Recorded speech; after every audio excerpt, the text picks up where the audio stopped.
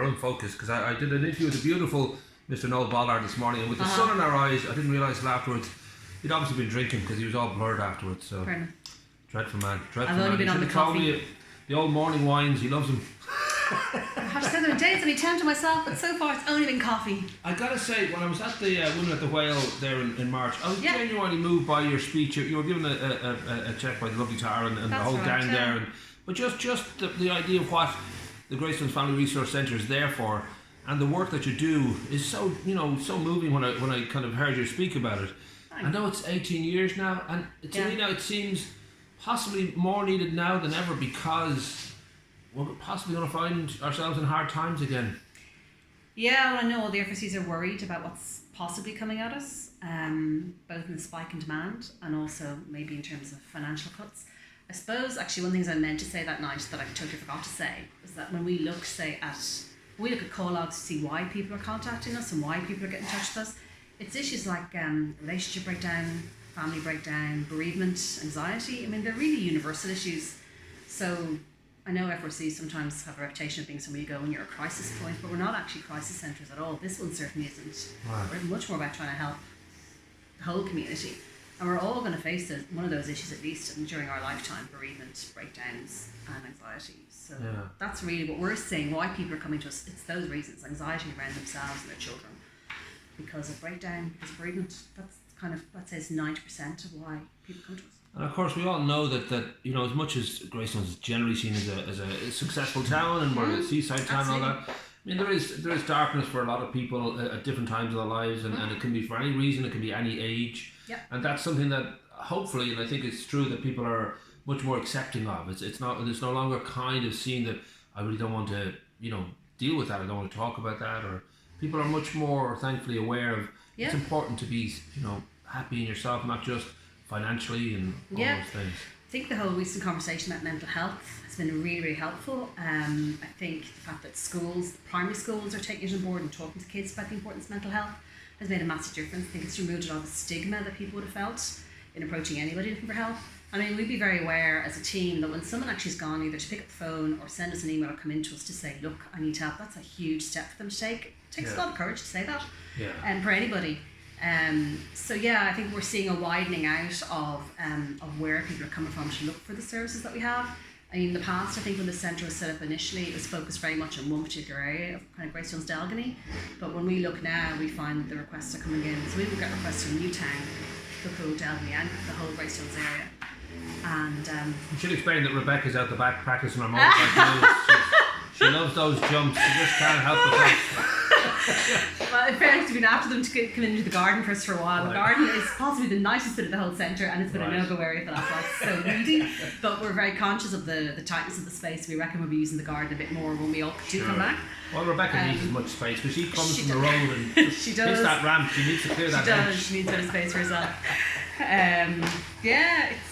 I was going to say that, sorry, I didn't interrupt you there, but I was going to say that one of the biggest, I think, and I grew up in the 70s and all that, and I think one of the biggest kind of negatives in any life is that thing called denial. That I think people are less likely to sort of let that be the case. Of course, we're all a little bit in denial, but that idea that we can't talk about it and we just don't want to deal with it, so it becomes a sort of an enabling situation, and that seems to have sort of changed. I think people, as you say, are much more ready to just say, I have a problem, or I'd like to talk about this. Yeah, I think as well people have made, I think there's been a lot more information out there for people to make the link between the importance of their mental health and how it affects every aspect of their lives and their relationships with others. I think that's come across really strongly as well. Max, don't be happy. And dogs are important too. And I think what we often see is often the first step for family will be a parent come in because they're concerned about their child for whatever reason. And then as time goes on, it often turns out that actually sometimes it's both the parent and the child who need a bit of support. Of our behaviour affects everyone in our family unit. Yeah. So I know one thing that's worked really well down here has been like a parenting support programme that we've run with a parenting mentor who volunteers with us, and that kind of takes a look at parents' own experience as kids being raised themselves, and kind of encourages them to look at how the interaction that they have with their kids and their partners affects the whole family unit. It's actually really, really great because it's very non-judgmental. But just again, it's about people kind of taking the time to go, hang on a second, as you said, maybe there is something I can do, maybe there is something that I can do to improve my relationship or just my general outlook on life, and that's really important too. And it's a big leap forward just to look for help, or just to in some way, shape or form try to put some kind of shape on it for yourself, and just to accept it is such a great feeling of this is actually now hopefully going to go on the road to recovery. It's going to make a positive change for me and everyone around me. So Now, I know in February that the national, is it called the national? I better check my notes. National Forum of the resource centres. The FRC National Forum. Yeah, they sort of launched this idea of supporting FRCs around the country, and then lo and behold, a month later we get COVID-19 and there's a lockdown. So that sort of brought on its own kind of pressures, and I think for you guys in particular, you've got a small unit down here. And everything sort of has to be rethought because you're having to do remote counselling, and you're having to consider... Yeah. Everything's gone remote. So I think like any other organisation, there was like a really, really busy period when we were desperately trying to get everything set up so that we could work remotely, whether that was the staff, like the core staff. We have the equivalent of 2 full-time employees, made up of 3 people. Right. And then it was trying to figure out what the community wanted of us, what they needed of us. And one thing that came up really quickly was the whole idea of remote counselling. And TUSA did put in extra funding for that so that people wouldn't have to pay for it during the period of the pandemic, which is great. So one of our counsellors had done the online training that TUSA required for the remote counselling to take place. So he's now seeing almost the same number of clients that we would have had 2 counsellors seeing before the lockdown. The other thing that had to go remote then was play therapy, which was far more problematic because you can't do one-to-one with young children over Zoom. Sure. And you can't have them in the building either. So what's happened there is that the play therapist is actually working, she's doing phone support with the parents to support them, to support the children. Right. So again, that's been done with the parents of kids who would have been attending the service here, but it's also open to anybody else in the community who feels that, because there's been massive stress on families. Sure. Huge stress. So if they're worried about their kids or feel they just need a bit of support helping them through trying to explain things or a particular issue the child might be having, that service is there too. It just, I suppose it kind of goes against everything we're used to doing. A lot of the work we do is by people coming in, having a chat, getting comfortable with us first, and then maybe starting to tell us what they feel they need help around. Trying to do that over the phone is pretty challenging on both sides. But the one-to-one work is still happening, like myself and Rebecca are still doing that. Now, it is a lovely spot you have here, and a lot of people I'm sure have come out of here a lot happier than they came in through the door. I don't know whether you have a feeling, well, this is going to be our HQ for the next 10 or 20 years, or whether you feel there was a definite need to be in a bigger premises, and if that's something you can even think will happen. I don't know how you're thinking about that. I'd say every coordinator who's been in the job from the beginning has been looking at the premises. As far as I know, this was given to the centre as a stopgap about 12 years ago, and we are very grateful that we moved from one room into the house. The problem is that Greystones obviously has grown continuously the whole way through the last 10 years. Community space hasn't really kept up. Certainly one of our concerns would be, space was tight before now, so we have a core staff of 3, we have 2 counsellors, a mediator, a play therapist, volunteer counsellor. We would have run small groups in this kitchen, we would have run small courses in this kitchen, we would even have board meetings, or we'd make it available to other community groups who wanted a space. So it was challenging to schedule that as it was, and we already have to turn down people who want to use space, either because we can't give it at that time or because it's just too small for them. But now with social distancing regulations, we're in big trouble because our office space, we can't use for the 3 of us anymore. Our counselling room is too small to maintain social distancing, so the counselling and play therapy, everything has to move in here now. So we're going to be trying to schedule all the supports with one room, with all the cleaning up and sanitising that demands. We've been on to Wicklow County Council, the District Council, local TDs, the Minister. Everybody knows the centre needs more space. The problem is that there's no community space we can move into that we can afford. So at the moment, what we're having to investigate is renting commercial space. That's going to be a massive financial burden on the centre, and we don't know whether it's going to be sustainable. And who does tend to kind of, give the rubber stamp for any great move? Is it local district council? Is it the Wicklow County Council? I don't know who would be the one that has to sort of say, okay, that we'll do this. The problem, I suppose, for FRC is we don't really fall into one category. We fall kind of between everything. So TUSA doesn't have a capital budget to build new FRCs. County councils aren't obliged to give us a home. So it varies hugely from area to area as to how you get a space. As I said, the council gave us this house, which was great. What we would hope to do, if we can manage it, is to keep this as a therapeutic space. and then move the admin and maybe some of the group and small class work into a different space if we can manage it. But then we'll be faced with paying utilities, insurance, everything on 2 buildings rather than 1, and that's going to be quite a challenge. So when in February with the National Forum, there is this sense that there is need to be supported, need for help. I don't know whether it's always the way or whether it's been particularly tough lately. I don't know whether you feel, well, this will pass and we'll be fine, or it's always a struggle. Because if you've been here at Stopgap for 12 years, I'm guessing there was a sort of limbo feeling about... There is. Well, I mean, there's meant to be community spaces meant to be part of the local development plan. Now, I'm not hugely knowledgeable on county development plans, but it's something that I've had to learn a little bit about, because obviously we've been looking to see, is there a provision even in the future for any sort of more community space for the Greystones Cool area, because if there were to be community space, we'd absolutely be delighted to use some of it. In terms of the National Forum, I mean, every FRC is different. So we have FRCs who are in like purpose-built, brand new modern buildings. We have FRCs in spaces, maybe 2 houses the size of this one. FRCs who share scout dens with scout troops. I mean, it varies widely. I know, though, one of the big concerns, having talked, that we have regular meetings, the FRC managers, and the big concern now is social distancing and trying to keep people safe, trying to make it a welcoming environment for people who may be a bit distressed when people have to wear masks.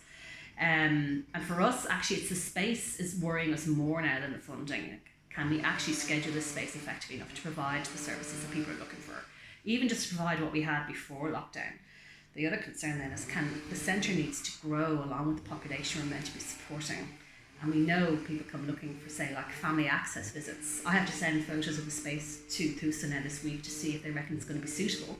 And if that's not suitable, they could end up having to send that family outside their own area to a space it is.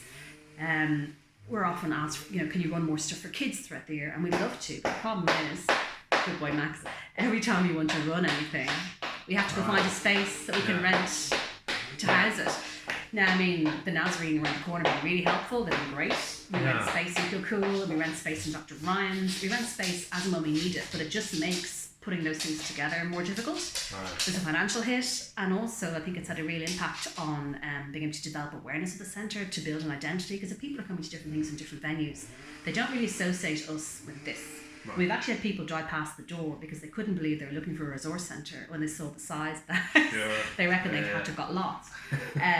So for us, the space is the really big issue right now, because we know the need is out there, and the thing we hate doing more than anything else is having to tell somebody who's looking for some sort of support or some sort of activity for them or their child or another family member, we're so sorry, but we can't help you. That's the last thing anybody wants to be doing.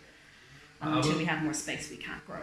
I will say this video will be used for lessons on how to set up an interview. Have a gardener going in the back and a dog tapping on the floor. I'm sure a helicopter will land on the roof just as we finish. Well, actually, we might get a new building because the building will collapse with us inside. So I don't know whether it's a situation whereby you feel helpless, whether you do think, well, there are people, I know that people like Max Green and other councillors are keen for you to have a proper space. I don't know if it's easy to be optimistic, if it's not your job to be optimistic, you have to just be realist and kind of keep fighting, or... I think you've got to be a bit both, really. You have to be optimistic. If you weren't, you just leave. And the centre needs continuity, because a lot of it's about relationships that get built up within the community, people who come to us, but also within the wider community, like those who are on the council, and even like within Thusa. So it's no good for the centre, this constant chopping and changing. So you have to be optimistic and you have to keep plugging away. I mean, I almost feel I'm jinxing it, like we're cautiously optimistic that we will find a space, and after that then it's going to come down to the money. Do we have enough money to rent it? Do we have enough money to maintain it? But yeah, we have to be optimistic. We have to keep going back and saying, look, tell us what your plans are, tell us if there's going to be another community development, tell us what the chances are of us getting into it.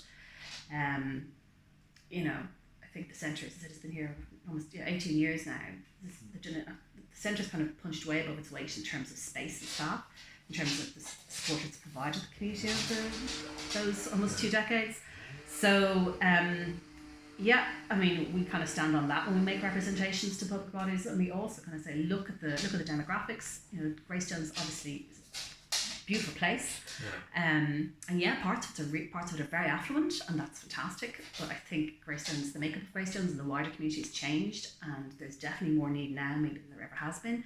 And certainly I think the whole COVID-19 period has been really weird because it's hit parts of the community, parts of the economy that wouldn't have been as badly affected maybe the last time round. Right. And we know the people who maybe could have come to us in the past and could have made some contribution towards whatever they're doing, whether it's a program or a group, won't be in a position to do that. So we know when this is over that there are probably going to be more people looking for support than we've had in the past. And the staff, we're more than happy to do whatever we can to support people. You know, we're constantly applying for funding anyway. That's nothing new. We'll keep doing that, and we'll find the money somewhere. But it's the space where we put them, and we'll keep renting space. We'll keep making representations to the council until we get something. But we will get something. Well, I would say 18 years is remarkable, and that you know there's I'm just aware of some of the people like Nicola and others along the way who have sort of been involved here, and it is a huge kind of part of the community for knowing that for those who don't even have to need it, well, just to know that there is that in their community, because there'll always be people who will need that little bit of help, that little bit of assurance and certainty in the life that they mightn't have otherwise. So I think we'll definitely keep an eye on what's going on here and push. I think we've got some great councillors. I'm sure they would love to see you in a bigger premises, a bit more kind of we'll say equipped for what you need to do. And fingers crossed, because certainly there's a few buildings going up. You would like to think there might be just space in one of these. Somewhere. I mean, the other thing about the whole pandemic, I think it's shown that there's been a huge support within the community for the community. I think it's kind of illustrated more than ever how important that kind of local, and when it's local, it's kind of almost tailor-made support for what needs doing locally, and that's what FRCs can do. And as I said, people come to us for issues that affect everybody. So I said we have to be optimistic, but we'll keep plugging away. Well, beautifully done. I do feel we should finish with a song, but maybe not. Does your dog sing? Might drive the dog mad, and he might start dancing again.